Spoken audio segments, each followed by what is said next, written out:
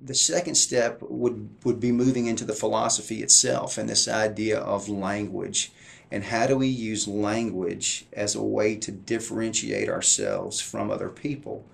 And so that's something that we spend a large amount of time in my curriculum talking about is core values and how core values connect with philosophy. Mm-hmm. And so if core values is this idea of collective passion and philosophy is this idea of language, we've got to be able to connect core values to language. That's the first step in the personal brand process. And so let's drill that down even one step further now. So now we're at 30,000 feet. Let's go down to 20 and 10. And let me give you a recent example. Michael Bird is someone that I work closely with and has really done a fantastic job of branding himself, packaging his ideas, and really articulating his value to the world. And I can say that because I'm the guy that spends most of the time doing that. And what we figured out together is that, and I figured out the core value side, he figured out the outcome side. But what we figured out together is that in branding, there's two sides of the coin. There's the core value side, and then there's the outcome side. And so in the core value side for Coach Michael Burt, his core values are voice, leadership, execution, and culture.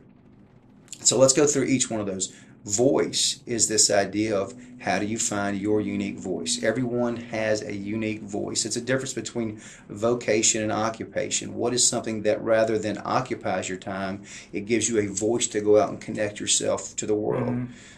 In terms of leadership, Coach Burt looks at leadership and the core value of leadership as a way to help others find their unique voice. Well, that's different. You know, leadership usually is the incantation of the bewitched. You know, and so it's not this idea of follow me. It's this idea of let me help you figure out who you are so that we can create the collective passion together to be successful.